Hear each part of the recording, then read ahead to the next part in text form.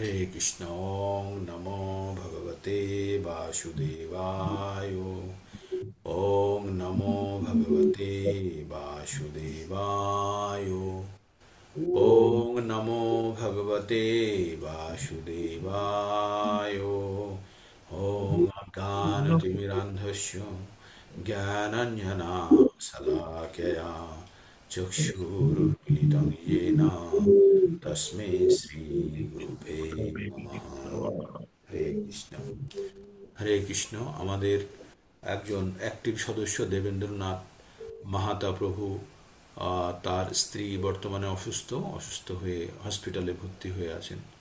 প্রভু কোনো একটা লোকেশন থেকে বা তার কাছাকাছি একটা হোটেলে থেকে সেখান থেকে অ্যাটেন্ড করছেন, আমি জানি। তো আপনাদের উৎসাহ সবসময় বানিয়ে বানিয়ে রাখুন, বরকরার রাখে।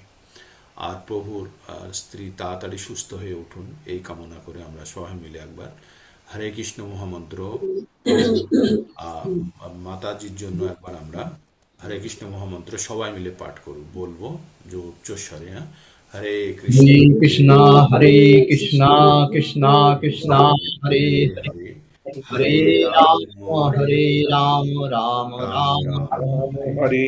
হরে হরে। তো আমরা আবার নতুন ক্লাসের মধ্যে চলে যাব। ভগবদ্গীতা ভগবানের মুখনিসৃত বাণী। আর এই ভগবানের মুখনিসৃত বাণী অর্জুনকে ভগবান কুরুক্ষেত্রে যুদ্ধক্ষেত্রে এই জ্ঞান দিয়েছিলেন। এই জ্ঞানের দ্বারা অর্জুনকে তার মোহ বিষাদ থেকে মুক্ত করেছিলেন এবং তার কর্তব্য পরায়ণে তাকে চালিত করেছিলেন। অর্জুন প্রকৃতপক্ষে ভগবানের চরম ভক্ত, বন্ধু, সখা, বিভিন্ন নামে বলা হয়, কিন্তু প্রকৃতপক্ষে অর্জুন হচ্ছে আমাদের প্রতিনিধি, আমাদের মতো সামান্য সাধারণ মানুষের প্রতিনিধি, যে ভগবানের থেকে ভগবদ্গীতার জ্ঞান আদায় করেছিলেন, আমরা এইভাবে বলতে পারি। সেই আদায় করা জ্ঞান আমরা বর্তমানে বিভিন্নভাবে আমরা সেটা বিতরণ করি, সংগ্রহ করি এবং আমরা কি করি, আমরা নিজেদের ব্যবহারিক জীবনেও প্রয়োগ করার চেষ্টা করি। অ্যাকচুয়ালি ভগবদ্গীতা থেকে আমরা 5টি বিষয় সম্বন্ধে জানতে পারি: ঈশ্বর, জীব, প্রকৃতি, সময় এবং কর্ম। এই 5টি বিষয়ের মধ্যে প্রথম 4টি বিষয় সরাসরি ঈশ্বরের নিয়ন্ত্রণাধীন, আর পঞ্চম বিষয়টি কর্ম। সেখানে আমাদের মনুষ্য বা যে জীবরা আছে তাদের স্বাধীনতা দেওয়া আছে, তারা ইচ্ছামতো কর্ম করতে পারে। তবে আমরা যে কর্ম করি তার কর্মের ফল কিন্তু আমাদেরকেই ভোগ করতে হবে। তার মানে আমাদের প্রতিনিয়ত আমাদের কর্ম করতে হচ্ছে জীবন ধারণের জন্য। আর এই জীবন ধারণের জন্য কর্ম করার ফলে আমরা কিছু ফল উৎপন্ন করছি। আর এই যে কর্ম, ফল অনুযায়ী কর্মকে 3 ভাগে ভাগ করা হয়েছে। একটি হচ্ছে সকাম কর্ম, আর একটি হচ্ছে বিকর্ম, আর একটি হচ্ছে অকর্ম। সকাম কর্ম যে সমস্ত কর্ম আমাদের পুণ্য উৎপন্ন করে সেই সমস্ত কর্মকে সকাম কর্ম বলা হয়। যে সমস্ত কর্ম পাপ উৎপন্ন করে তাকে বলা হয় বিকর্ম। আর যে সমস্ত কর্ম পাপ বা পুণ্য কিছুই উৎপন্ন করে না, যেটি সম্পূর্ণরূপে ভগবান বিষ্ণুর উদ্দেশ্যে কৃত কর্ম, তাকে বলা হয় অকর্ম। তবে কর্ম এবং সকাম কর্ম এবং বিকর্ম দুটি বন্ধনকারী। কারণ আমরা যদি টাকা উপার্জন করি বা ধার করি, যেটাই করি, উপার্জন করলে সেটা খরচ করতে হবে, আর যদি ধার করি তাহলে ধার শোধ করতে হবে। দুটো অবস্থাতেই, পুণ্য এবং পাপ দুটো অবস্থাতেই আমাদের কিন্তু ভূলোকে পুনরায় জন্মগ্রহণ করতে হবে।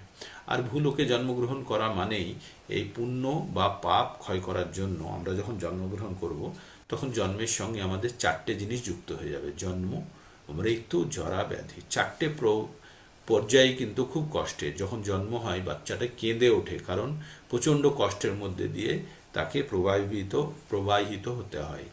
তারপরে আমাদের এই জীবদ্দশায় বুড়ো যখন হয়ে যায়, বৃদ্ধ যখন হয়ে যায়, আমরা তো যৌবন অবস্থার মধ্যে যে সমস্ত সমস্যাগুলি থাকে সেই সমস্যাগুলিকে তো আমরা সমাধান করার চেষ্টা করি বা লড়াই করার ক্ষমতা থাকে, কিন্তু বৃদ্ধ অবস্থায় সেই সমস্ত যে সমস্যাগুলোকে লড়াই করার জন্য না মানসিক শক্তি থাকে না শারীরিক শক্তি থাকে। তো সেটা এক ভীষণ বেদনাময় অবস্থা। যারা বৃদ্ধ এখনো হন, আমরা হয়তো এখনো কেউই সে বৃদ্ধ অবস্থায় আসিনি, কিন্তু যখন আসবো তখন আমরা প্রকৃতপক্ষে সেটাকে বুঝতে চাইবো। আর কেউই চাইবে না কি বৃদ্ধ হয়ে জীবন কাটাতে, তাই না? তো আমরা তাহলে বৃদ্ধ অবস্থা আরো করুণ অবস্থা, আর তার থেকে করুণ অবস্থা মৃত্যু, যেটা সকলকে আমাদেরকে সেই রাস্তা দিয়ে যেতে হবে। আর জীবিত অবস্থায় আমরা কি কি আর সমস্যার সমাধান হই? আধি আত্মিক, নিজের মন এবং শরীর নিয়ে প্রবলেম। তারপরে আধি ভৌতিক, যে আশেপাশের এনভায়রনমেন্ট বা রাজনৈতিক পরিস্থিতি, দেশের পরিস্থিতি, পড়োশির পরিস্থিতি, সব কিছু জন্য আমি দায়ী নই, কিন্তু তার জন্য আমি ভোগ করি, কষ্ট ভোগ করি। আর আধি দৈবিক, যেটা সেটি হচ্ছে ভগবানের দ্বারা নিয়ন্ত্রিত ঘটনাগুলি, ভূমিকম্প, খরা, বৃষ্টি, অতিবৃষ্টি, তারপরে আহ, বিভিন্ন ধরনের টাইফুন, যত কিছু হতে পারে, যে যেগুলো প্রাকৃতিক কারণে হয় বা আমরা বলি দৈবিক কারণে হয়, সেইগুলি আহ, ভগবানের দেওয়া। অনেক সময় হয় না, বৃষ্টি যখন সিজন শুরু হয় তখন বজ্রপাতে প্রচুর লোক মারা যায়, তাই না? সে তো কিছু দোষ, মানে তৎক্ষণাৎ তো কিছু করেনি, সে তো এমন কিছু ঘটায়নি যার জন্য তার উপরে বজ্রপাত হবে, কিন্তু তবুও তার উপরে বজ্রপাত হয় এবং তার মৃত্যু হয়। তো এগুলি সবই প্রারব্ধ, সবই ভগবান, আমরা কর্মের ফলস্বরূপ আমরা সেগুলোকে গুছিয়ে পরবর্তী জীবনে নিয়ে আসি। তাই আমরা প্রত্যেকটা মুহূর্তে আমাদের জানতে হবে যে আমরা যে কর্মগুলো করছি সেগুলি আমাদেরকে কিন্তু ফলভোগ করতেই হবে, কোনো উপায় নেই। তাই ভগবান ভগবদ গীতাতে যে অর্জুনকে জ্ঞান দিয়েছেন, তিনটে অংশে বিভক্ত করা হয়েছে। প্রথমে কর্মযোগ, তারপরে ভক্তিযোগ, তারপরে জ্ঞানযোগ। 1 থেকে 6 কর্মযোগ, 7 থেকে 12 ভক্তিযোগ, আর 13 থেকে 18 পর্যন্ত জ্ঞানযোগ। তো এই কর্মযোগের মাধ্যমে বিভিন্ন যোগের কথা বলা হয়েছে সেখানে। সাংখ্যযোগ, কর্মযোগ, জ্ঞানযোগ, কর্মসন্ন্যাস যোগ, ধ্যান যোগ প্রভৃতি যোগের কথা বলা হয়েছে। 6 নম্বর অধ্যায়ে বিভিন্ন যোগের শেষে ভগবান অর্জুনকে বললেন, অর্জুন তুমি যোগী হও, যোগী। যোগী অর্থাৎ ভক্তি যোগী। আর সেখান থেকে তিনি ভক্তি যোগের কথা বললেন। যেখানে ভক্তি যোগের কথা বললেন সেখানে ভগবান তার নিজের মহিমা সম্বন্ধে ব্যক্ত করলেন 7, 8, 9, 10, 11, 12। আর 12 নম্বর অধ্যায়ে ভগবান 5টি পর্যায়ে ভক্তির কথা বললেন। কি কি বললেন? তুমি আমাতে মন আর বুদ্ধি নিবেশ করো, যদি তা করতে না পারো তাহলে তুমি কি করো? ভক্তি যোগের অনুশীলন করো। আমরা যেটা করার চেষ্টা করছি। 3 নম্বর, যদি ভক্তি যোগের অনুশীলন না করতে পারো তাহলে ভগবানের জন্য কর্ম করো, যেটি পুজো পাঠ আয়োজনে বিভিন্ন অবস্থায় সাহায্য করা। তারপরে যদি সেটাও না করতে পারো তাহলে তুমি কর্মফল ত্যাগ করে কর্ম করো এবং সমস্ত কর্ম আমাতে অর্পণ করো। তাও যদি তুমি না করতে পারো তাহলে কি করো? তুমি জ্ঞান যোগের অনুশীলন করো, যার মাধ্যমে তুমি তুমি প্রকৃতপক্ষে তোমার উৎসাহ বাড়বে এবং তুমি পরবর্তীতে তোমার কর্মফল তুমি ত্যাগ করতে পারবে। এই 5টি পদ্ধতি ভগবান বললেন, তার মধ্যে পর্যায়ক্রমে, মানে এগুলো হচ্ছে প্রথমটি সব থেকে ভালো আর শেষেরটি সব থেকে দুর্বল শ্রেণীর। তো এইভাবে আমরা ভক্তিযোগের আমরা কি কি পদ্ধতিগুলো অবলম্বন করছি, আমরা সবগুলো করারই চেষ্টা করছি, যাতে কোনো অবস্থাতেই কোনো ফোকর দিয়ে বেরিয়ে না যায়। 13 নম্বর অধ্যায়ে ভগবান অর্জুনকে আরো জ্ঞান দিতে শুরু করলেন। ভক্তি যোগের মাধ্যমে ভগবান তার ভক্তদের সম্বন্ধে বললেন, কোন কোন ভক্তরা তার অত্যন্ত প্রিয়। সব বলার পরে ভগবান এবার 13 নম্বর অধ্যায়ে নিয়ে গেলেন, সেখানে অর্জুনকে জ্ঞান দিচ্ছেন। এবার অর্জুনের মধ্যে 6টি প্রশ্ন উৎপন্ন হয়েছে। প্রশ্নগুলি হচ্ছে: ক্ষেত্র কি, ক্ষেত্রজ্ঞ কি, পুরুষ কি, আর জ্ঞান কি, জ্ঞেয় কি। ক্ষেত্র, ক্ষেত্রজ্ঞ, প্রকৃতি, পুরুষ, জ্ঞান আর জ্ঞেয়, এই 6টি বিষয় সম্বন্ধে অর্জুন জিজ্ঞেস করেছেন। তো আমরা ক্ষেত্র সম্বন্ধে জেনেছি, বলেছে এই শরীরটি ক্ষেত্র। আর শরীরটি কি দিয়ে তৈরি? 24টি তত্ত্ব দিয়ে তৈরি। আর তার মধ্যে আত্মা ঢুকে গেলে হয়ে গেল ক্ষেত্র। আর তার বিকার সমূহগুলো কি? ইচ্ছা, দেশ, ঘৃণা, দুঃখ, সুখ, এগুলো কি? এগুলো তার বিকার। কার? শরীরের বিকার। শরীরের তত্ত্বগুলি একবার বলে দিই আমি ফটাফট। পঞ্চভূত: ভূমি, অপ, নল, বায়ু, খং, মানে হচ্ছে মাটি, জল, বায়ু, আকাশ আর অগ্নি। আর তার সঙ্গে হচ্ছে 5টি ইন্দ্রিয়। কি কি 5টি ইন্দ্রিয়? কর্মেন্দ্রিয়, জ্ঞান ইন্দ্রিয় প্রথমে বলি, চক্ষু, কর্ণ, নাসিকা, জিহ্বা, ত্বক। জ্ঞান ইন্দ্রিয় হচ্ছে হাত, পা, মুখ, পায়ু আর উপস্থ। আর 5টি ইন্দ্রিয়ের বিষয় সময় রূপ, রস, গন্ধ, শব্দ, স্পর্শ, তাহলে 20টি হয়ে গেল। আর 3টি মন, বুদ্ধি, অহংকার। আর প্রধান, প্রধান মানে হচ্ছে সত, রজ, তম, 3টে গুণের সমষ্টির ফল যেটা প্রাধান্য দেয় তার জন্য তার নাম প্রধান। 24টি, তার মধ্যে আত্মা প্রবেশ করলেই 25টি তত্ত্ব। তো এইগুলি নিয়ে আমাদের এই জড় শরীর গঠিত। তো এটি নিয়ে আমাদের জড় শরীর গঠিত। তার মধ্যে এই আত্মা ছাড়া বাকি সবগুলি কিন্তু এই প্রকৃতিতেই বিলীন হয়ে যায়, নষ্ট হয় না, প্রকৃতিতেই থাকে, আবার পরবর্তীতে বিভিন্ন রূপে সেগুলি প্রকাশ পায় যখন তার মধ্যে আত্মা প্রবেশ করে। তো এইভাবে আমরা জানলাম তাহলে আমাদের জড় শরীরের উপাদানগুলি কি কি। তাহলে আমরা যে ক্ষেত্রের গঠনের যে বিষয়সমূহ সেগুলো আমরা জানলাম, কি দিয়ে ক্ষেত্রটি তৈরি হয়। তাহলে ক্ষেত্রকে এই শরীর ক্ষেত্র, ক্ষেত্রজ্ঞকে এই শরীরকে জানে। শরীরকে কে জানে? এই শরীরকে যে এই শরীরের মালিক সে জানে। এই শরীরের মালিক কে? এই শরীরের মালিক হচ্ছে একজন আত্মা, আর একজন হচ্ছে ভগবান পরমাত্মা। তাহলে দুজনই এই শরীরে থাকে। আমরা ধীরে ধীরে প্রবেশ করতে করতে জ্ঞান কি জানলাম? জ্ঞান জানলাম যে বিভিন্ন ধরনের অমানিত্যম, অদাম্ভিত্যম, অহিংসা, শান্তি, রাজ্যম, বিভিন্ন আমাদের জ্ঞানের কথাগুলি বলা হলো, যেগুলিতে আমরা ভগবানের নিজেদের কোয়ালিটির কথা বলেছে ভগবান, বলে সেখানে ওই জ্ঞানগুলি 20টি বিষয় সম্বন্ধে জ্ঞানের কথা বলেছে।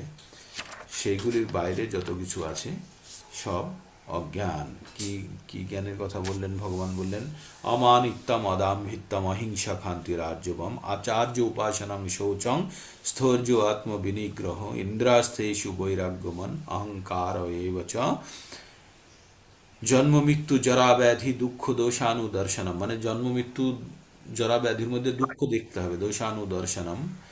আসক্তির রণভিসঙ্গ পুত্রদার গৃহদাসু, নিত্যং চ সমতিত্তং ইষ্ট অনিষ্ট উপপত্তেষু, ময়ি চ অনন্য যোগিনা ভক্তির অব্যভিচারিণী, বিবিক্ত দেশে সেবিত্তং আরতির জন সংসদী।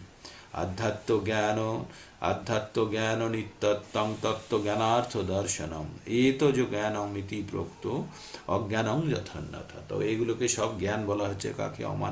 এগুলোকে সব জ্ঞান বলা হচ্ছে। এগুলোর বাইরে যেগুলো হচ্ছে সবই অজ্ঞান। তো ভগবান এই জ্ঞান যোগের মাধ্যমে যখন আমাদের জ্ঞান দিচ্ছে, তো এই বিষয়গুলি সম্বন্ধে আমাদের বারবার আমরা পঠন করেছি। আমি মনমোহন প্রভু যখন ট্যুরে মানে যাত্রায় ছিলাম, তখন আপনারা বহুয়া মাতাজি অনেকবার শুনিয়েছে, তারপরে যমুনা মাতাজি শুনিয়েছে আপনাদের সুন্দরভাবে। তো এইভাবে তাহলে আমরা ক্ষেত্র আর ক্ষেত্রজ্ঞ সম্বন্ধে জানলাম, আর এই দুটোকে জানাটাকেই বলছে জ্ঞান। ক্ষেত্র আর ক্ষেত্রজ্ঞ সম্বন্ধে জানাই হচ্ছে জ্ঞান। তারপরে আমরা প্রকৃতি আর পুরুষ সম্বন্ধে আমরা এবার জানতে শুরু করব। তাহলে আমরা কি কি সম্বন্ধে জেনে গেছি? ক্ষেত্র, ক্ষেত্রজ্ঞ আর জ্ঞান সম্বন্ধে জেনে গেছি। এবার প্রকৃতি আর পুরুষ সম্বন্ধে। প্রকৃতি আর পুরুষ সম্বন্ধে যখন ভগবান বলতে গেলেন, তখন প্রকৃতি কি বললেন? প্রকৃতি আর পুরুষ উভয়ই অনাদি। কি বললেন? প্রকৃতিম পুরুষং চৈব বিদ্যানাদি উভাবপি, বিকারাংশ গুণাশ্চৈব বিদ্ধি প্রকৃতি সম্ভবান। তিনি বললেন প্রকৃতি এবং পুরুষ উভয়ই অনাদি বলে জানবে। তাদের তাদের বিকার ও গুণসমূহ প্রকৃতি থেকে উৎপন্ন হয় জানবে। এই যে আমাদের মধ্যে যে গুণের সঞ্চার হয়, এটি কোথা থেকে আসে? প্রকৃতি থেকে। এবং আমাদের মধ্যে যে বিকারগুলো মানে হচ্ছে কোনো জিনিস পাওয়ার ইচ্ছা, কোনো কিছু, এই যে মনের মধ্যে ভীষণ কখনো কখনো বলে না বিকার হয়ে গেছে, তীব্র ইচ্ছা, কোনো জিনিস খাওয়ার ইচ্ছা, যে কোনো ইচ্ছাই এক ধরনের বিকার। দুঃখ বিকার, কষ্ট বিকার, দুঃখেরই সুখ এক ধরনের বিকার। তো এগুলো হচ্ছে যে আমাদের শরীরের যেগুলো এক্সপ্রেশন, সেগুলোকে বিকার রূপে বলা হয়েছে। তাই বলা হচ্ছে যে পুরুষ এবং প্রকৃতি উভয়েই অতি এরা অনাদি, এদের কোনো আদি নেই। পুরুষ মানে হচ্ছে আত্মার কথা বলছে, আর এই প্রকৃতিও কখনো মানে অনাদিকাল ধরে চলে আসছে, তাই তো। তো এটা ভগবানের বহিরাঙ্গা শক্তি, তাই বলছে অনাদি। এবার আমরা এই যে প্রকৃতি থেকে আমরা যে সমস্ত জ্ঞান গুণ আমরা গ্রহণ করি, তার থেকে আমাদের কি হয়? আমাদের মধ্যে বিকার উৎপন্ন হয় প্রকৃতির গুণের কারণে। প্রকৃতির কি কি গুণ? এইটা বলছে যে কোনো কারণ, যে কোনো কাজের জন্য তার একটা কারণ থাকে, যে কোনো ফলের জন্য তার একটা অ্যাকশন থাকে। যেমন যেমন কর্ম তেমন ফল, আমরা কথাটি বাংলায় জানি।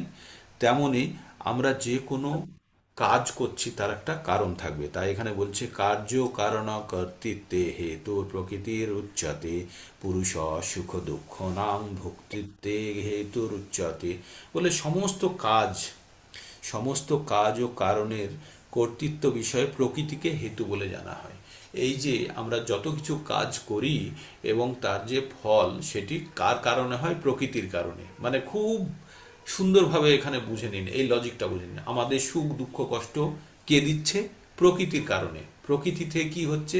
প্রকৃতি থেকে যে সমস্ত জিনিস আমরা গ্রহণ করছি তার থেকে আমাদের মধ্যে গুণ আসছে, আর সেই গুণ দিয়ে আমরা কাজ করছি। তাই এখানে আমরা আর একটা শ্লোককে যুক্ত করতে পারি। কি বলছে? প্রকৃতি ক্রিয়া মানানি গুণে কর্মাণি সর্বস্ব অহংকার ও বিমূঢ়াত্মা কর্তাহামিতি মান্যতে। তো আমরা যত কিছু কাজ করছি আমরা প্রকৃতির গুণ দ্বারা করছি। আর এখানে কি বললো? কার্য কারণ ও কর্তৃত্বে হেতু প্রকৃতির উচ্চতে। তুমি জানবে যে যত তোমার কাজ আর কাজের যে কারণ সেগুলি প্রকৃতির কারণে হচ্ছে, প্রকৃতির কারণে, প্রকৃতির গুণের কারণে।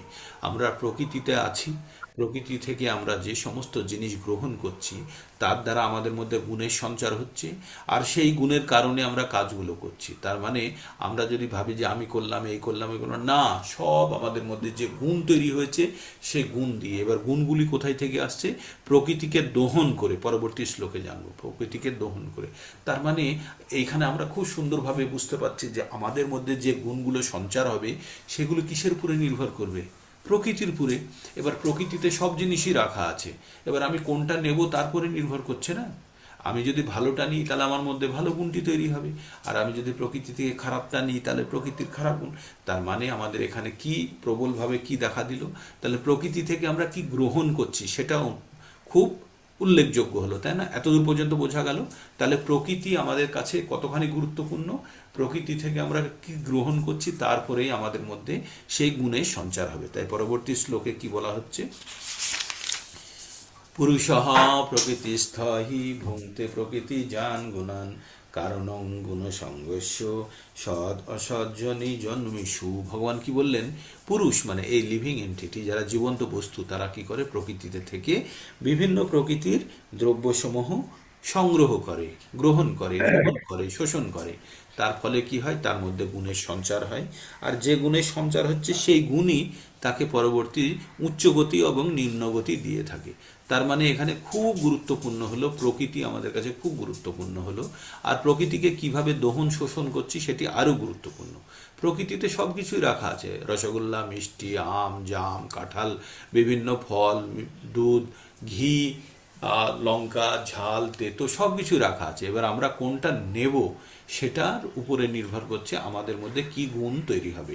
আর যে গুণ তৈরি হবে সেই গুণ অনুযায়ী আমাদের মধ্যে কর্ম করার ইচ্ছা জন্মাবে, আর সেই কর্মের ফল এবং বিকার আমাদের মধ্যে উৎপন্ন হবে। তার মানে আমাদের মধ্যে সমস্ত দুঃখ কষ্ট তৈরি হচ্ছে কোথা থেকে? প্রকৃতি থেকে। আর প্রকৃতির থেকে আমরা কেন?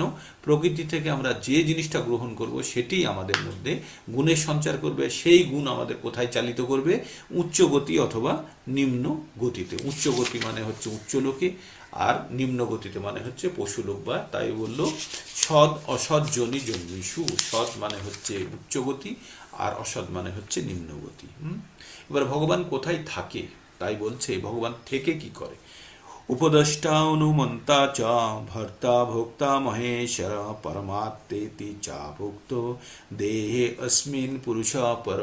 বলছে এই দেহে আর একজন পরম পুরুষ রয়েছে। আমাদের এই শরীরে এই ক্ষেত্রজ্ঞ চপি মাং বিদ্ধি সর্বক্ষেত্রেষু ভারত বললেন ৩ নম্বর শ্লোকে এই অধ্যায়ে, যে আমিও ক্ষেত্রজ্ঞ জানবে। সেই ক্ষেত্রজ্ঞও আবার আমাদের শরীরের মধ্যে আছে। কি বলছে? পরমাত্মেতি চাপুক্ত দেহে অস্মিন পুরুষ পর। এই দেহের মধ্যে আর একজন পরম পুরুষ রয়েছেন, তাকে পরমাত্মা বলা হয়। আর তিনি কি করেন? উপদেষ্টা অনুমন্তা চ ভোক্তা ভোক্তা মহেশ্বর। তিনি পরম ভোক্তা আর তিনি মহেশ্বর, আর তিনি আমাদের উপদেষ্টা দেন, উপদেশ দেন, আর অনুমন্তা অনুমতি দেন, আর উপদেশ দেন। ঠিক, তার মানে আমাদের দেহে আরও একজন পরম পুরুষ রয়েছেন, তিনি হচ্ছেন উপদেষ্টা, অনুমন্তা, ভর্তা ভোক্তা মহেশ্বর। তাকে পরমাত্মাও বলা হয়। পরমাত্মাপি চাপুক্ত। চ উক্ত, চাপ উক্ত মানে উক্ত, উক্ত মানে হচ্ছে বলা, আর ওপি, ওপি মানে ও। তাহলে কি বলছে? পরমাত্মা চাপ উক্ত, তাকে এইভাবে পরমাত্মাও বলা হয় যে দেহের মধ্যে থাকে। তার মানে আমাদের দেহের মধ্যে কে কে থাকছে? আত্মা, তার পাশে রয়েছে পরমাত্মা। পরমাত্মা আমাদেরকে সব কিছুর সময় আত্মাকে বুদ্ধি দেয় এবং আত্মাকে কি দেয়? অনুমতি দেয়। তো হরে কৃষ্ণ। তো এইভাবে এইভাবে আত্মার রোল কি হচ্ছে, তাহলে আমাদেরকে পরমাত্মার রোল হচ্ছে আত্মাকে গাইডেন্স দেওয়া, ঠিক। এবার এইবার আমরা পরবর্তী 24 নম্বর শ্লোক থেকে পড়ব। 24 নম্বর শ্লোকে কি আছে? যো এবং ব্যক্তি পুরুষং, যো এবং ব্যক্তি পুরুষং প্রকৃতিং চ গুণৈঃসহ সর্বথা বর্তমানাপি নাশ ভূয়োভিজায়তে। আবার একটা বড় কথা বলে দিল ভগবান। কি বললেন? আমরা 4 নম্বর অধ্যায়ের 9 নম্বর শ্লোকে কি পড়েছিলাম? 4 নম্বর অধ্যায়ে জন্ম কর্ম চ মে দিব্যম এবং যো বেত্তি তত্ততঃ তক্তাদেহং পুনর্জন্ম নৈতি মামেতি সহ অর্জুন। ভগবান বললেন যে ভগবানের কর্ম এবং ভগবানের যে জন্ম অতি দিব্য, সাধারণ নয়। আর এটি যে জেনে গেছে সে আর এই দেহ ত্যাগ করার পরে পুনরায় দেহ ধারণ করে না। তো এটা জ্ঞানের কথা বলেছে। তো তাহলে আমরা যে এই ভগবদ গীতা পঠনের মধ্যে কি কি পদ্ধতি অবলম্বন করছি? আমরা প্রথমত ভগবান ভক্তির অনুশীলন করছি, ভগবান সম্বন্ধে জ্ঞান লাভের চেষ্টা করছি, ভগবানের বাণী প্রচার করার চেষ্টা করছি। আরও কি করছি? ভগবানের জন্য আমরা বিভিন্ন কর্মানুষ্ঠানের আয়োজন করি, ভগবদ গীতা পাঠ, ভগবদ গীতা বন্টন, এগুলো সব ভগবানের উদ্দেশ্যে কৃতকর্ম। তো সবগুলো মিলিয়ে প্রত্যেকটা যে কোনো একটা করলেই সে জন্ম মৃত্যু চক্র থেকে বেরিয়ে যাবে। কিন্তু আমরা কোনোটি বাদ দিচ্ছি না। আমরা জানছি যে আমরা কোনোটিতেই আমরা প্রকৃতরূপে আমরা পিওর নয়, আমরা খাঁটি নই। তাই আমরা যেটাই পাচ্ছি সেটাই করছি, যাতে কোনো না কোনোভাবে আমরা সাহায্য পেয়ে থাকি। এখানে ভগবান এবার সেই 4 নম্বর অধ্যায়ের 9 নম্বর শ্লোকটির একটু ভিন্ন রূপে বললেন। ভগবান কি বললেন? যো এবং ব্যক্তি পুরুষং প্রকৃতিং চ গুণৈঃসহ সর্বথা বর্তমানপি নাশ ভূয়োভিজায়তে। ভগবান বললেন যে যেখানেই থাকুক, যে যেখানেই থাকুক, যদি প্রকৃতি এবং পুরুষ সম্বন্ধে সে যদি প্রকৃত জ্ঞান অর্জন করে ফেলেছে, প্রকৃতি পুরুষ ও তার গুণসমূহ সম্বন্ধে কেউ যখন প্রকৃত জ্ঞান অর্জন করে ফেলেছে, সে বর্তমান অবস্থা যাই হোক সে আর পুনরায় জন্মগ্রহণ করবে না। খুব বড় কথা বললেন না? যিনি প্রকৃতপক্ষে ভগবানের ভগবানের প্রকৃতি সম্বন্ধে, প্রকৃতি কি? প্রকৃতি হচ্ছে ভগবানের বহিরাঙ্গা শক্তি, আর পুরুষকে ভগবান। তাহলে পুরুষ ভগবান সম্বন্ধে ভগবানের বহিরঙ্গা শক্তি এবং তার গুণ প্রভাব সম্বন্ধে যে জেনে গেছে, সে যে যে অবস্থাতেই থাকুক তাকে আর পুনরায় জন্মগ্রহণ করতে হবে না। আমরা কি কি যোগের মাধ্যমে ভগবানের সান্নিধ্য পেতে পারি? আমরা কর্মযোগের মাধ্যমে হতে পারে, কর্ম সন্ন্যাস যোগের মাধ্যমে হতে পারে, জ্ঞান যোগের মাধ্যমে হতে পারে, ভক্তি যোগের মাধ্যমে তো অবশ্যই হবে।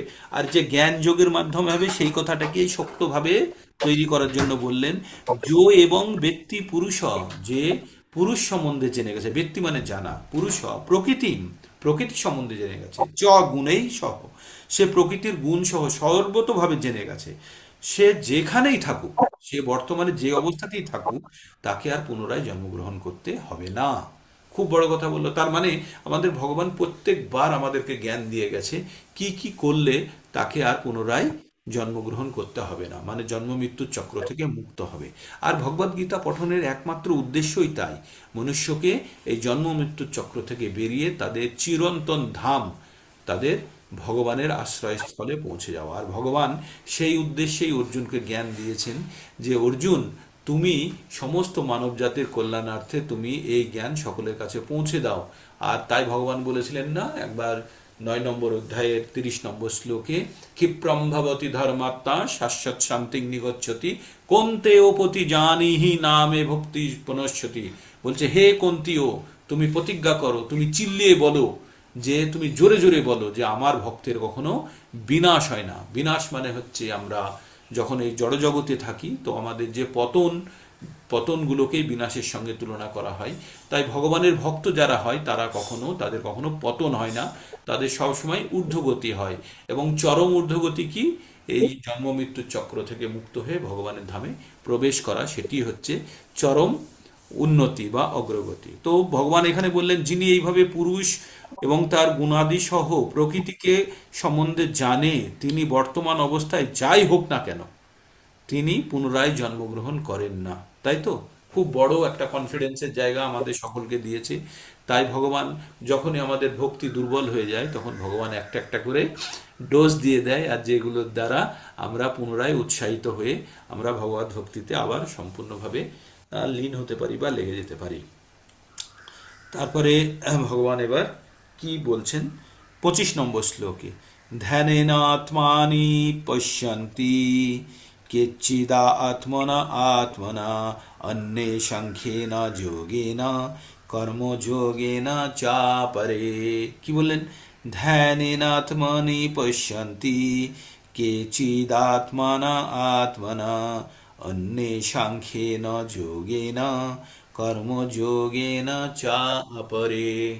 এখানে বললেন কেউ কেউ পরমাত্মাকে অন্তরে ধ্যানের দ্বারা দর্শন করে। আমাদের ভিতরে যে পরমাত্মা আছে, কেউ যখন ধ্যানে উপবিষ্ট হয় সেও কখনো কখনো দর্শন করেন।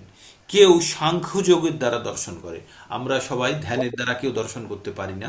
আমরা কিসের দ্বারা করছি? সাংখ্যযোগের দ্বারা। সাংখ্যযোগ কি? বিশ্লেষণাত্মক। আমরা যে এই যে কথাগুলো বললাম, এই উপদেষ্টা চ অনুমন্ত্রে চ ভর্তা ভোক্তা মহেশ্বর পরমাত্মা আতি চ ভুক্ত দেহে অস্মিন পুরুষ পরম। আমরা আগের শ্লোকে পড়লাম 23 নম্বরে কি বললাম? আমাদের হৃদয়ে আর একজন বসে আছে, সে আমাদের অনুমতি দেয়, বুদ্ধি দেয়, সে আমাদের দিশা নির্দেশন করে, সাক্ষী। বললাম তো, সেটি হচ্ছে সাংখ্য। সাংখ্য মানে হচ্ছে বিশ্লেষণ করে জানা, আর ধ্যান করে জানা সেটা হচ্ছে ধ্যানের মাধ্যমে জানা। তাহলে আমরা ধ্যানের মাধ্যমে আমাদের পরমাত্মাকে দর্শন করতে পারি, বা সাংখ্য যোগের মাধ্যমে বিশ্লেষণাত্মক অবস্থায় আমরা ভগবানকে জানতে পারি। তাই বলছে অন্যরা আবার কর্মযোগের দ্বারা, যারা নিষ্কাম কর্মযোগ করে তারাও নিষ্কাম কর্মযোগের দ্বারাও ভগবানকে দর্শন করার চেষ্টা করে। তাই বলছে ভগবানকে কেউ কেউ পরমাত্মাকে অন্তরে ধ্যানের দ্বারা দর্শন করেন, কেউ সাংখ্যযোগের দ্বারা দর্শন করেন, এবং অন্যরা কর্মযোগের দ্বারা ভগবানকে দর্শন করেন। তার মানে ভগবানকে দর্শন করা সম্ভব বিভিন্ন উপায়ে, সেগুলি এখানে বর্ণনা করা হয়েছে। এবার আমরা 26 নম্বর শ্লোকে চলে যাব। 26 নম্বর শ্লোকে ভগবান কি বলছে? অন্যেতে অন্যেতু এবং অজানন্ত অন্যতেবং অজানন্ত শ্রুতানিভ্য উপাসতে। খুব এখানে আরো গুরুত্বপূর্ণ কথা বলেছে। অন্যেতে এবং অজানন্ত শ্রুতান্নেভ্য উপাসতে তে পুচরিতা তেপো চারিতার রন্তেব্য মৃত্যু শ্রুতি পরায়ণা অন্যে তু এবং অজানন্ত শ্রুতা অন্যেভ্য উপাসতে তেয়োপি চ অতিতরন্তি এব মৃত্যুব শ্রুতি পরায়ণা। তো ভগবান কি বললেন? আবার আমরা কি বললাম?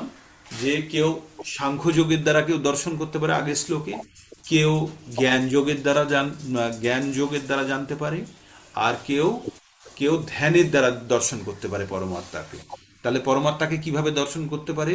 ধ্যানের দ্বারা, তারপরে জ্ঞানের দ্বারা, আর কিসের দ্বারা? কর্মযোগের দ্বারা পরমাত্মাকে জানতে পারে, দর্শন করতে পারে। এইবার বলছে অনেকে আছে যারা, যাদের এত জ্ঞান নেই, ধ্যান নেই, কিচ্ছু নেই, তারা শুনে, কি বলছে, অন্য কেউ কেউ এভাবে না জেনে অন্যের কাছ থেকে শ্রবণ করে উপাসনা করে। তার মানে আমি পরমাত্মাকে দেখতে পেলাম না, আমি সাংখ্যযোগে দেখতে পেলাম না, আমি কর্মযোগে দেখতে পেলাম না, বা আমি ধ্যান যোগে দেখতে পেলাম না, কিন্তু আমি অন্যের কাছ থেকে শ্রবণ করলাম যে এখানে পরমাত্মা আছে। তাকে জেনে, তার শ্রবণ পরায়ণ হয়ে মৃত্যুময়, এবং তাকে জেনে যদি তার উপাসনা করি, আমরা আমরা যেমন ধ্যানের দ্বারাও জানতে পাচ্ছি না, আমরা জ্ঞানের দ্বারাও জানতে পাচ্ছি না, আমরা কর্মের দ্বারাও জানতে পাচ্ছি না, তাহলে আমরা কি করছি? শ্রবণ করছি। কার থেকে শ্রবণ করছি? প্রভুপাদের থেকে শ্রবণ করছি। শ্রবণ করে আমরা কি করছি? আমরা তার উপাসনা করছি। কার? ভগবানের উপাসনা করছি। তো এইভাবে জেনেও, এইভাবে জ্ঞান অর্জন করেও আমরা কিন্তু জন্ম মৃত্যুর চক্র থেকে অতিক্রম করতে পারি। খুব গুরুত্বপূর্ণ কথা বললো না? প্রথমে কি বললো?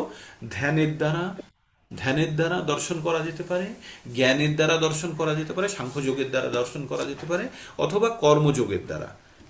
কেউ যদি তা না করতে পারে তাহলে কি করবে? অন্যের থেকে শুনেও, অন্যের থেকে প্রকৃত অর্থে অন্যের থেকে শুনেও সে যদি ভগবানের উপাসনা করে তাহলেও সে জন্ম মৃত্যুর চক্র থেকে উদ্ধার হয়ে যেতে পারে। তাহলে প্রথমে কি জানলাম? যে প্রকৃতি এবং পুরুষ সম্বন্ধে যে জ্ঞান অর্জন করে গেছে, প্রকৃতি এবং পুরুষ এবং প্রকৃতির গুণ সম্বন্ধে যে জ্ঞান অর্জন করেছে, সে আর জন্ম মৃত্যুর চক্রে ফাঁসবে না। তারপরে বললো কেউ ধ্যান যোগ দ্বারা দেখে, কেউ জ্ঞান যোগ দ্বারা দেখে অর্থাৎ সাংখ্যযোগের দ্বারা দেখে, আর কেউ দেখে কর্মযোগের দ্বারা ভগবানকে দর্শন করে। এখানে কি বলে দিলেন ভগবান? বললেন অন্যে এমন যারা আছে যারা দেখে না, কোনোভাবেই দেখে না, সে ধ্যান যোগে দেখেনি, কর্মযোগে দেখেনি, জ্ঞান যোগে দেখেনি, সে অন্যের কাছ থেকে শুনেছে যে তার ভিতরে একজন পরমাত্মা আছে, আর সেই পরমাত্মাকে তার উপাসনা করে, যদি উপাসনা করে তবেও সেও জন্ম মৃত্যুর চক্র থেকে বেরিয়ে যাবে। তার মানে জন্ম মৃত্যুর চক্র থেকে উদ্ধার হওয়ার জন্য ভগবান শুধু রাস্তাই বলে দিয়েছে, শুধু রাস্তা। আমরা কিন্তু যদি যে কোনো একটি রাস্তা গ্রহণ করলেও সে উদ্ধার হয়ে যাবে। আমরা কিন্তু কোনো রাস্তাকে বাদ দিচ্ছি না। আমরা ধ্যান করার চেষ্টা করছি, আমরা সাংখ্যযোগের দ্বারা বিশ্লেষণ করার চেষ্টা করছি, আমরা শ্রবণ করছি। সেই জন্য শ্রবণ অত্যন্ত গুরুত্বপূর্ণ। শ্রবণ যদি আমরা কোনো কিছু যদি জানতে না পারি, যদি বুঝতে না পারি, শ্রবণ করেও যদি আমরা তারপরে যদি ভক্তি করতে পারি বা শ্রবণ করেও যদি ভগবানের উপাসনা করি তাহলেও হবে। সেক্ষেত্রে কর্মযোগের দ্বারা আমাদের আত্মাকে যদি উপলব্ধি করতে পারি না পারি, ধ্যান যোগের দ্বারাও যদি আত্মাকে উপলব্ধি করতে না পারি, সাংখ্য যোগের দ্বারাও যদি পরমাত্মাকে উপলব্ধি করতে না পারি, কিন্তু আমি অন্যের থেকে শুনেছি, শুনেও যদি সেই পরমাত্মার যদি আমি আরাধনা করি, উপাসনা করি, তাহলেও আমি কিন্তু এই জন্ম মৃত্যুর চক্র থেকে উদ্ধার হতে পারবো। তাই চৈতন্য মহাপ্রভু সেই জন্য খুব বেশি, এই কলিযুগের মানুষের বুদ্ধি কম, এই সব কিছুই করতে পারবে না। তাই চৈতন্য মহাপ্রভু বলেছে আমি যা বলছি তাই করো। তাই বলেছে, কি বলেছে? হরের নাম হরের নাম হরের নামেইব কেবলম কলি নাস্তব্য নাস্তব্য নাস্তব্য গতির অন্যথা। বলেছে শুধু হরির নাম করে যাও, আর কিচ্ছু লাগবে না। তুমি শোনো, আমার কথা শোনো, শুনে তুমি হরির নাম করে যাও। হরের নাম হরের নাম হরের নাম এইব কেবলম, শুধু হরির নাম হরির নাম হরির নাম। আর এই হরির নাম বারবার করে আমরা কিন্তু কলৌ নাস্তব্য নাস্তব্য নাস্তব্য গতি, কলিতে আর কোনো উপায় নেই, উপায় নেই, উপায় নেই। তাহলে আমরা হরির নাম, পবিত্র নাম কি করি? নাম জপ করি, হরে কৃষ্ণ কৃষ্ণ কৃষ্ণ হরে হরে, হরে রাম রাম রাম হরে হরে। এইভাবে আমরা ভগবানের পবিত্র নাম জপ করেও আমরা কিন্তু এই জন্ম মৃত্যুর চক্র থেকে আমরা মুক্ত হতে পারি। তাই বলছে একবার হরিনাম জপ করাই যথেষ্ট। শুদ্ধভাবে একবার হরিনাম জপ করলে আমাদের যাবতীয় যত কিছু পাপ আছে সব ধুয়ে চলে যাবে। কিন্তু তারপরে যে আবার এসে পাপ জড়ো হবে, যেমন মনে করুন আপনাদের ঘরের জানলা দরজা খোলা ছিল, আপনি কি করলেন? ঘরটির মধ্যে ধুলো জমন ছিল, খুব অনেকক্ষণ ধরে চেষ্টা করে সুন্দরভাবে পরিষ্কার করলেন, করে এবার ঘরটি পরিষ্কার হয়ে গেল, আর তো ধুলো জমবে না, প্রতিদিন পরিষ্কার করছেন। কিন্তু জানলা যদি খোলা থাকে, দরজা যদি খোলা থাকে, তাহলে ঘরের মধ্যে আবার ধুলো প্রবেশ করবে। তাই আমাদের কি করতে হবে? আমাদের ইন্দ্রিয় সমূহ, যেগুলো আমাদের দেহের দ্বার, যার দ্বারা আমরা বহির্জগতের সঙ্গে সম্পর্ক থাকি, সেগুলোকে যদি আমরা নিয়ন্ত্রণ না করি, যদি দরজা বন্ধ না করি, তাহলে যাবতীয় কলমশ মানে হচ্ছে নোংরা আমাদের ইচ্ছা তৈরি হবে, অনিচ্ছা তৈরি হবে, যেগুলোর দ্বারা আমরা জড়জগতের কে আবার ভোগ করার ইচ্ছা প্রকট করব। তাই আমাদের ইন্দ্রিয় সমূহগুলোকে নিয়ন্ত্রণে এনে আমাদের হৃদয়ে শুদ্ধিকরণ করতে হবে। আর আমাদের হৃদয়ে শুদ্ধিকরণ কিভাবে হয়? হরে কৃষ্ণ মহামন্ত্র ডিটারজেন্ট দ্বারা। হরে কৃষ্ণ কৃষ্ণ কৃষ্ণ হরে হরে, হরে রাম राम রাম রাম হরে হরে। যখন যেভাবে সুযোগ পাবেন হরিনাম করার, যদি সুযোগ পাই কোনো অবস্থাতে ছাড়বেন না, কারণ এটি হচ্ছে আমাদের হৃদয়ে শুদ্ধিকরণের মূল উপাদান। আর এটি বারে বারে অবিরত উচ্চারণের ফলে আমাদের হৃদয়ের শুদ্ধিকরণ হয়, যেটা আমাদের জ্ঞানে বা অজ্ঞানে, আমরা জ্ঞানে হয়তো কখনো বুঝতে পারি না, জ্ঞাতস্বরে বা অজ্ঞাতস্বরে উভয় ক্ষেত্রেই আমাদের হৃদয়ের শুদ্ধিকরণ হয়ে থাকে। এবার তাহলে আমরা কি জানলাম? আমরা জানলাম যে কেউ যদি না জেনেও, পরমাত্মাকে যদি উপলব্ধি না করেও, অন্যের থেকে শুনেও যদি সে তার উপাসনা করে, তবেও সে এই জন্ম মৃত্যুর চক্র থেকে মুক্ত হতে পারবে। তো খুব ইন্টারেস্টিং হলো না এই জ্ঞান যোগের অধ্যায়টি, তাই না? এই 22-এর পর থেকে কেমন একটু ঘুরে গেল তো। তো এইরকম ভাবে আমরা আরো প্রচুর প্রচুর জ্ঞান আমরা প্রত্যেক মুহূর্তে আমরা অর্জন করতে থাকবো। ভগবদ গীতা, ভগবদ গীতা হচ্ছে মূল জ্ঞানের ভান্ডার। আর আমরা কত দুর্ভাগ্য আমাদের যে এই ভান্ডার থেকে আমরা এতদিন দূরে থেকেছি, তাই না? এই ভান্ডার থেকে আমরা দূরে থেকেছি। তাই আমাদের যখন আমাদের এই ভান্ডার থেকে অমৃত আস্বাদনের সুযোগ এসছে, আমাদের কোনো অবস্থাতেই এই সুযোগ নষ্ট করা বুদ্ধিমানের কাজ হবে না। মধু ছেড়ে চিটে গুড়ের দিকে দৌড়লে আমরা কিন্তু ফেঁসে যাব, অমৃত ফেলে চিটে গুড়ের দিকে দৌড়লে আমরা কিন্তু ফেঁসে যাব। এবার 27 নম্বরে কি বলছেন ভগবান? বলছে, যাবৎ সঞ্জায়তে কিঞ্চিত সত্য স্থাবর জঙ্গমম ক্ষেত্র ক্ষেত্রজ্ঞ সংযোগাৎ তদ্বিদ্ধি ভরসর্ষবা। বললেন, কি বললেন? যাবৎ সঞ্জায়তে, সঞ্জায়তে মানে উৎপন্ন হয়, যাবৎ সঞ্জায়তে কিঞ্চিত সত্যং স্থাবর জঙ্গমম। স্থাবর মানে হচ্ছে যেটা চলাফেরা করতে পারে না, স্থির। আর জঙ্গম মানে যে চলতে পারে। তাই বলছে যাবৎ সঞ্জায়তে কিঞ্চিত সত্যং স্থাবর জঙ্গমম ক্ষেত্র ক্ষেত্রজ্ঞ সংযোগাৎ তদ্বিদ্ধি ভারতর্ষভা। বললে, হে ভারতবংশীয়, ভারত শ্রেষ্ঠ, স্থাবর জঙ্গম উভয়ই যা কিছু অস্তিত্ব আছে সে সবই ক্ষেত্র এবং ক্ষেত্রজ্ঞের সংযোগ থেকে উৎপন্ন হয়েছে। কি বলছে? স্থাবর জঙ্গম, এই যে যত কিছু আমাদের পাহাড় পর্বত গাছপালা নদী নালা যত কিছু আছে, স্থাবর জঙ্গম যা কিছু আছে সবই কিন্তু তৈরি হয়েছে ক্ষেত্র আর ক্ষেত্রজ্ঞের সংযোগ থেকে। ক্ষেত্রকে আমাদের শরীর আর ক্ষেত্রজ্ঞকে আত্মা, এই দুজনের সংযোগের ফলে যত কিছু স্থাবর জঙ্গম সব কিছু সৃষ্টি হয়েছে, ভগবান এখানে তাই বললেন। তো ভগবান এই যে স্থাবর জঙ্গম, স্থাবর মানে হচ্ছে যেগুলো স্থির, গাছপালা স্থির কিন্তু সেগুলো জীব, আর জঙ্গম মানে আমরা যেগুলো চলাফেরা করতে পারি। এগুলো কিভাবে তৈরি হচ্ছে? এগুলো তৈরি হচ্ছে প্রকৃতি, এগুলো হচ্ছে ক্ষেত্র আর ক্ষেত্রজ্ঞর ফল। ক্ষেত্রকে আমার শরীর আর ক্ষেত্রজ্ঞকে আত্মা, এই দুজনের ফল থেকেই উৎপন্ন হয়েছে যত কিছু আমাদের স্থাবর জঙ্গম। এখানে শুনুন, জড় প্রকৃতি এবং জীব উভয়ে সৃষ্টির পূর্বে বর্তমান ছিল। জড় প্রকৃতি এই যে ভূমি অপনল বায়ু, এটি হচ্ছে জড় প্রকৃতি, ভগবানের বহিরঙ্গা শক্তি দ্বারা তৈরি।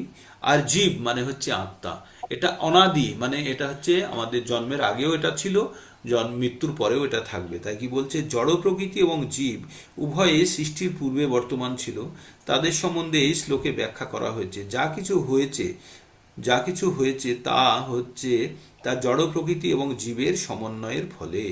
প্রকৃতিতে গাছপালা পাহাড় পর্বতের মতো অনেক কিছু আছে যা স্থাবর অর্থাৎ গতিশীল নয়, অনেক কিছু আছে যা জঙ্গম অর্থাৎ গতিশীল। তারা সকলেই জড় প্রকৃতি ও পরা প্রকৃতি বা জীবাত্মার সমন্বয় ছাড়া আর কিছুই নয়। আমাদের পঞ্চভূত 26টি 24টি তত্ত্ব বললাম, তার সঙ্গে আত্মা যখন যুক্ত হচ্ছে তখন হয়ে যাচ্ছে জীব। আর এই জীব কোথায় থেকে তৈরি হলো? এই জড় প্রকৃতি থেকে তৈরি হলো। তাহলে আমাদের এই ক্ষেত্রজ্ঞ হচ্ছে কিসের থেকে? এই জড় প্রকৃতির থেকে উৎপন্ন, তাই এখানে বলা হলো। তবে তিনি উৎকৃষ্ট, এবং এই ভগবানের দুটো শক্তি, একটা হচ্ছে বহিরঙ্গা আর একটা হচ্ছে অন্তরঙ্গা। বহিরঙ্গা হচ্ছে ভগবানের নিকৃষ্ট শক্তি, আর অন্তরঙ্গা শক্তি হচ্ছে উৎকৃষ্ট। অন্তরঙ্গা শক্তির অংশ কি? আমরা আত্মা। আর বহিরঙ্গা শক্তির অংশ কি? আমরা দেহ, এই শরীরটি। তাহলে আত্মা আর শরীর এই দুটো মিলে একটা মনুষ্য তৈরি হয়েছে, যেটাকে বলা হয় তথস্থ শক্তি, যে জলের দিকেও যেতে পারে আবার ডাঙার দিকেও যেতে পারে, যে ভৌতিক জীবনও ভোগ করতে পারে আবার যে আধ্যাত্মিক জীবনও গ্রহণ করতে পারে। সেটি সম্পূর্ণভাবে নির্ভর করছে সে জীবের উপরে, জীব কোন অবস্থাতে বর্তমান করছে। এইবার 28 নম্বর শ্লোকে ভগবান কি বলছেন? সমং সর্বেষু ভূতেষু তিষ্ঠস্তং পরমেশ্বর বিনাশত বিনাশন বিনাশ বিনাশৎসু অবিনাশতম য পশ্যতি স পশ্যতি। ভগবান কি বললেন? সমং সর্বেষু ভূতেষু তিষ্ঠস্তং পরমেশ্বরঃ বিনাশস্যু অবিনশ্যতম য পশ্যতি স পশ্যতি ভগবান বললেন, যিনি সর্বভূতে সমস্ত জীবের মধ্যে কি অবস্থিত বিনাশশীল দেহের মধ্যেও অবিনাশী পরমাত্মাকে দর্শন করেন, তিনিই যথার্থ দর্শন করেন। কি বলছে? বিনাশশীল, বিনাশশীল মানে নষ্ট হয়ে যায়। কি আমাদের এই শরীরটি নষ্ট হয়ে যায়? এই শরীরের মধ্যে কি আছে? পরমাত্মা আছে। যারা এই শরীরের মধ্যে পরমাত্মাকে দর্শন করতে পারে, যারা এই শরীরের মধ্যে এবং প্রত্যেকটি জীবের মধ্যে যারা পরমাত্মাকে দেখতে পারে, তারাই যথার্থ দর্শন করছেন। মানে প্রত্যেকটা জীব, গাছপালা, পশু পাখি, বন জঙ্গলের মধ্যে যেখানে জীবন্ত প্রাণী আছে, মানুষ, প্রত্যেকের মধ্যে পরমাত্মা আছে। তাই আমরা একটা শ্লোক পড়েছিলাম, মনে পড়ছে? 5 নম্বর অধ্যায়ের 18 নম্বর শ্লোক, বিদ্যা বিনয়ে সম্পন্নে ব্রাহ্মণে গবি হস্তিনী শুনি চৈব সপাকে চ পণ্ডিতাহা সহদর্শিনাম। যে পণ্ডিত সে গরু, কুকুর, চণ্ডাল, হাতি, সমস্ত জীবকে তারা কি দেখে? তারা দেখে, প্রত্যেককে দেখে যে সমান। কারণ প্রত্যেকের মধ্যে কে আছে? পরমাত্মা আছে। তাহলে প্রত্যেকের মধ্যে যখন পরমাত্মা দেখে, প্রত্যেকের মধ্যে যখন আত্মা দেখে, আত্মা তো সকলের মধ্যে সমান। তো এটা কারা দেখতে পারবে? আপনারা যারা এই জ্ঞান অর্জন করেছেন তাদেরকে বলা হয় পণ্ডিত। যারা পণ্ডিত, প্রকৃতপক্ষে এই জ্ঞান অর্জন করেছেন যে প্রত্যেকের মধ্যে, পণ্ডিত কি? যাদের জ্ঞান আছে। আর জ্ঞান সম্বন্ধে আমরা কি জানলাম? কাকে জ্ঞান বলে? Physics, chemistry, biology, history, geography, সেগুলোর থেকে জ্ঞানের কথা হচ্ছে এখানে। অমানিত্যম আদাম ভিত্তম অহিংসা খান্তি রাজ্যম আচার্য উপসনং শৌচং স্থৈর্য আত্মবিনিগ্রহ। ওই যে বলেছিল না 13, আমরা 13 নম্বর অধ্যায়ের 8 থেকে 12 নম্বর শ্লোক পর্যন্ত, বা আরো 20টি বিষয় সম্বন্ধে আমরা যে জ্ঞান, সেগুলো হচ্ছে সব জ্ঞানের কথা। ওইগুলো বাদ দিয়ে যা কিছু সব সব অজ্ঞান। তাই তিনি বলছেন, যারা প্রত্যেকটা জীবের মধ্যে যে ভগবানকে দর্শন করেন। কেন দর্শন করেন? কারণ জানেন, তিনি এই জ্ঞান পেয়ে গেছেন যে প্রত্যেকটা জীবন্ত বস্তুর ভিতরে ক্ষেত্রজ্ঞ রূপে ভগবান পরমাত্মা রূপে বর্তমান। আমাদের শরীরের মধ্যেও যেমন বর্তমান, গাছের মধ্যেও বর্তমান, কুকুরের মধ্যেও বর্তমান। তাই প্রত্যেকটি জীবের মধ্যে কি বলছে? সম সর্বেষু ভূতেষু তিষ্ঠস্তং পরমেশ্বরম। খুব সুন্দর কথা বলেছে। কি বলছে? সমং সর্বেষু ভূতেষু, প্রত্যেকটা জীব সমান। আর তার কি বলছে? তিষ্ঠস্তং মানে তিষ্ঠতি, তিষ্ঠস্তং মানে অবস্থিত থাকেন, আছেন। পরমেশ্বরম, প্রত্যেকের ভিতরে পরমেশ্বর আছেন। তারপরে কি বলেছে? বিনাশত্তম বিনাশস্যু বিনাশস্যু অবিনাশস্তম যো পশ্যতি স পশ্যতি। আর কি বলছে? এই যে বিনাশশীল দেহের মধ্যে অবিনাশী পরমাত্মা, আমাদের শরীরটা কি বিনাশশীল, আর তার মধ্যে কে রয়েছে? অবিনাশী পরমাত্মা। তাই বলছে বিনাশস্তু, বিনাশস্তু মানে যেটা বিনাশশীল, আর কার মধ্যে রয়েছে? অবিনাশত্তম মানে যেটা বিনাশ হয় না। তাহলে আমাদের শরীরটাকে বিনাশশীল, তার মধ্যে কে রয়েছে? অবিনাশত্তম। তার মানে আত্মা হচ্ছে অবিনাশী, আর শরীরটা হচ্ছে বিনাশী। তার মধ্যে যে রয়েছে এই আত্মাকে, পরমাত্মা, আত্মাকে এবং পরমাত্মাকে প্রত্যেকটা জীবের মধ্যে যে দর্শন করে, সে প্রকৃত অর্থে সে দর্শন করছেন। এবার আমরা 29 নম্বর শ্লোকে চলে যাব। সম্যং পশ্যান হি সর্বত্র সমবস্থিতম হি শরম নাহিন্নস্তম আত্মনা আত্মনং তত আন্তি তত ইয়াতি পরাম গতিম। সমং পশ্যান হি সর্বত্র সমবস্থিতম ঈশ্বরম নাহিন্ন নাহিন্নস্তি আত্মনা আত্মনম আতি পরাম গতিম। এবার বললো, যিনি সর্বত্র সমভাবে অবস্থিত পরমাত্মাকে দর্শন করেন। আমরা যারা সকলে প্রত্যেকের মধ্যে পরমাত্মা রূপে ঈশ্বরকে দর্শন করছি, তখন কি হবে? তিনি কখনো মনের দ্বারা নিজেকে অধঃপতিত করে না। এইভাবে তিনি পরম গতি লাভ করেন। তাহলে মানে পরম গতির আবার আর একটা ফর্মুলা দিয়ে দিল। কি ফর্মুলা দিয়ে দিলেন ভগবান? যিনি প্রত্যেকের ভিতরে পরমাত্মা রূপে ঈশ্বরকে দর্শন করেন, তিনি কখনো তার অধোগতি হয় না। তিনি এইভাবেই ভগবানকে যখন তিনি প্রত্যেকটা জীবের মধ্যে দর্শন করছেন, আর প্রত্যেকটা জীবের প্রতি সমভাবা সম্পন্ন, প্রত্যেকটা জীবকে আমরা সমানভাবে দেখছি, সমভাবাসম্পন্ন মানে প্রত্যেকে সমানভাবে ভাবছি এবং সমানভাবে দর্শন করছি, সে কখনো অধঃপতিত হয় না, তার আত্মা কখনো অধঃপতিত মানে নিম্ন যোনিতে যায় না, পশু পাখি বা এইভাবে যায় না বা অধঃপতিত হয় না। তাহলে আমরা যদি প্রত্যেকের মধ্যে যদি আমরা পরমেশ্বরকে দেখতে পাই এবং তার উপাসনা করি, যথেষ্ট, যথেষ্ট। ধ্যানের দ্বারা জানলেন, কর্মযোগের দ্বারা জানলেন, সাংখ্যযোগের দ্বারা জানলেন, কিভাবে জেনেছেন জানেন না, বা কারোর থেকে শুনেও জেনেছেন, জেনে ভগবানের উপাসনা করছেন। এবার এই উপাসনার দ্বারা বা এই ভেবে জেনে যখন আপনি প্রত্যেকটা জীবের মধ্যে যখন আপনি ঈশ্বরকে দেখতে পাবেন, পরমেশ্বর আছে এটা ভাবতে পারবেন, ভেবে তার প্রতি সেই রকম সমহং সর্বভূতেষু না মেদে স্বস্তি না প্রিয়। ভগবান বলেছে প্রত্যেকটা জীবের প্রতি আমি সমান, আমি কারোর প্রতি দ্বেষও করি না, কেউ আমার প্রিয়ও নয়। তাই তেমনই ভগবান বলছেন যে সমস্ত জীবের মধ্যে পরমেশ্বরকে দর্শন করেন তিনিও কখনো অধঃপতিত হন না এবং ধীরে ধীরে তিনিও পরম গতি লাভ করেন। তার মানে ভগবত ভক্তি খুব সহজভাবেই বলেছে, শুধু আমাদের মধ্যে নিষ্ঠা আর আমাদের মধ্যে খাঁটি ভাবটা থাকা দরকার, তাহলেই কিন্তু ভগবত প্রাপ্তি হয়ে যাবে। যদি আমরা খাঁটি হই, যদি পিওর হই, আর আমাদের যদি ভগবত ভক্তিতে নিষ্ঠা থাকে। দেখুন না কতগুলো রাস্তা বললেন ভগবান এক্ষুনি। তাই বলছে যিনি সর্বত্র সমভাবে অবস্থিত পরমাত্মাকে দর্শন করেন, যিনি কখনো মনের দ্বারা নিজেকে অধঃপতিত করেন না, এইভাবেই তিনি পরম গতি লাভ করেন। জীবাত্মা এবং জড়জাগতিক অস্তিত্ব স্বীকার করার ফলে তার চিন্ময় অস্তিত্ব থেকে ভিন্নতর অবস্থায় স্থিত রয়েছে। কিন্তু কেউ যখন বুঝতে পারে যে পরমেশ্বর ভগবান তার পরমাত্মা প্রকাশের মাধ্যমে সর্বত্র বিজয় বিরাজিত, অর্থাৎ সর্বভূতে পরমেশ্বর ভগবানকে দর্শন করতে পারেন, সে আর বিনাশী বিনাশী মনোভাবের দ্বারা নিজেকে অধঃপতিত করেন না। তখন ধীরে ধীরে চিন্ময় জগতের দিকে অগ্রসর হতে থাকে। মন সাধারণত ইন্দ্রিয় তৃপ্তিমূলক ক্রিয়াকলাপে আসক্ত থাকে, কিন্তু সেই মনকে যখন ভগবানমুখী হয় তখন পারমার্থিক উপলব্ধির পথে অগ্রসর হওয়া যায়। তার মানে আমাদের মন সবসময় পারমার্থিক উন্নতির দিকে নিয়ে যাওয়া যেতে পারে, কিন্তু ভৌতিক ভোগের দিকে প্রচণ্ডভাবে আকৃষ্ট থাকে। হ্যাঁ, তো এখানেই শেষ করি নাকি? আর 4-5টা আছে, কালকে হয়ে যাবে। তো আজকের খুব ইন্টারেস্টিং টপিক, আমি এই জন্যই এখানে শেষ করলাম, কারণ টপিকটা আর একবার বলতে চাইছি যে আমরা এখানে কি কি বললো, যে পরমাত্মাকে যে উপলব্ধি করে নিয়েছে, আত্মার মধ্যে যে পরমাত্মাকে উপলব্ধি করে নিয়েছে সেও কিন্তু উদ্ধার হয়ে যাবে। কিভাবে উপলব্ধি করেছে?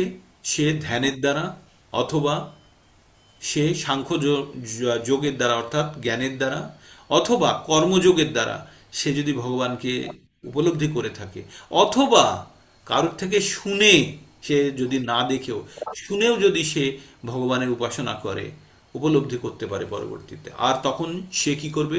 প্রত্যেকটা প্রাণীর ভিতরে ভগবানকে, পরমাত্মা রূপে ভগবানকে দেখবে প্রত্যেকটা জীবের মধ্যে, আর প্রত্যেকের প্রতি সমভাবা সম্পন্ন থাকবে। এই রকম ভাব যদি কারোর মধ্যে এসেছে, তাহলে সে কখনো অধঃপতিত হবে না, সে ধীরে ধীরে পরম গতি লাভ করবে এবং সে জন্ম মৃত্যুর চক্র থেকে মুক্ত হবে। ভগবান কত রাস্তা বলবে আমাদের মতো মূর্খের জন্য, আর আমরা কোনোটাই গ্রহণ করতে পারছি না। তাই আমাদের সর্বদা কি করতে হবে? আমাদের তো অত বুদ্ধি নেই, আমরা অত ধ্যান করতে পারি না। তাই আমাদের আচার্য যারা বলে গেছেন, কি করতে বলে গেছেন? আমাদের 4টে নিয়ম পালন আর ভগবানের পবিত্র নামের জপ, এর মাধ্যমে আমরা অবশ্যই অবশ্যই ভগবানকে প্রাপ্ত করবো। প্রভুপাদ বলেছে যে আমি গ্যারান্টি দিচ্ছি, কেউ যদি 4টে নিয়ম সর্বতোভাবে পালন করে, আর যদি প্রতিদিন নিয়মিতভাবে 16 মালা জপ করে, তার আর কিচ্ছু লাগবে না, সে যে আমার কাছে আসবেই, আর তাকে রিসিভ করার জন্য আমি বসে থাকবো। এই রকম গ্যারান্টি উনি দিয়ে গেছেন। তো আমরা, আমাদেরকে কি কি রাস্তা বলেছে? হাজারো রাস্তা বলেছে। ভগবানকে স্মরণ করো, লাস্টে ভগবানের জন্য কর্ম করো, ভগবানকে চরম লক্ষ্য বানাও, ভগবানকে ভক্তি করো, অন্যের প্রতি সমভাবা সম্পন্ন থাকো। ভগবান আর কত রাস্তা বলেছে তুমি যদি আমাকে ধ্যানের দ্বারা, জ্ঞানের দ্বারা, কর্মের দ্বারা দর্শন করো, শুনে যদি তুমি আমার কথা শুনে যদি তুমি আমাকে উপলব্ধি করতে পারো, তাহলেই আর তার অধঃপত হবে না, সে জন্ম মৃত্যুর চক্র থেকে মুক্ত হতে পারবে। হরে কৃষ্ণ কৃষ্ণ কৃষ্ণ হরে হরে, হরে রাম রাম রাম হরে হরে। এই ছিল আজকে সকালে ভাগবত গীতার ক্লাস। খুব সুন্দর জায়গা, আপনারা বারবার পঠন করুন, শ্রবণ করুন। এই ভগবত কেন বলে জানেন, যে ভগবত গীতা কেউ যদি প্রকৃতপক্ষে পড়তে হবে না, কেউ যদি ঠিকভাবে শ্রবণ করেছে সেও জন্ম মৃত্যুর চক্র থেকে বেরিয়ে যাবে।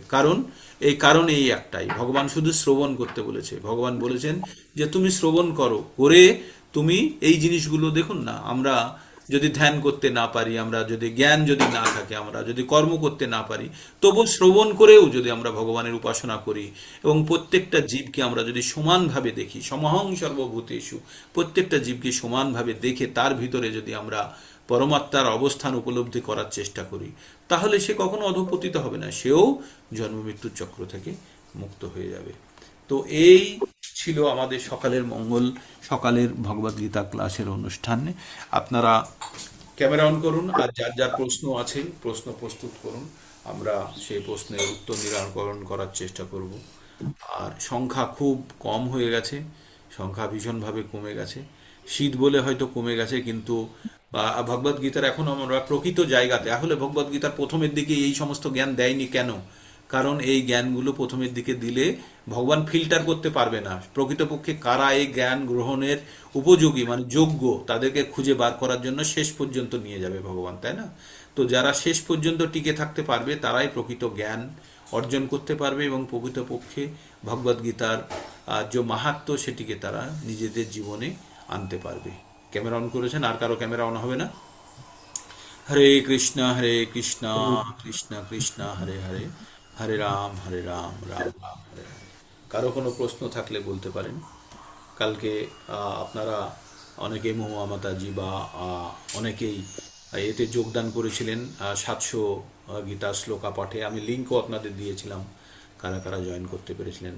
মনমোহন প্রভু অনেক পঠন করেছেন, অনেকেই পার্টিসিপেট করেছেন। তো আপনাদেরকেও বলবো আপনারা ধীরে ধীরে এরকম পার্টিসিপেশন করুন, সকল ভক্তদের সঙ্গে ইন্টারাকশন করুন। ইস্কন অযোধ্যা সংস্কৃত উচ্চারণ কিভাবে করা যায় সেটাও শেখায়, সেখানে মহুয়া মাতাজি এবং আরও কয়েকজন যুক্ত হয়েছেন। আপনারা যারা পারবেন সপ্তাহে 2 দিন শেখানো হয়, শনিবারে বুঝি হয় আর বৃহস্পতিবারে বা এরকম কোনো একটা দিনে হয়। আর জেনে নেবেন মনমোহন প্রভু বারবার সার্কুলেট করে।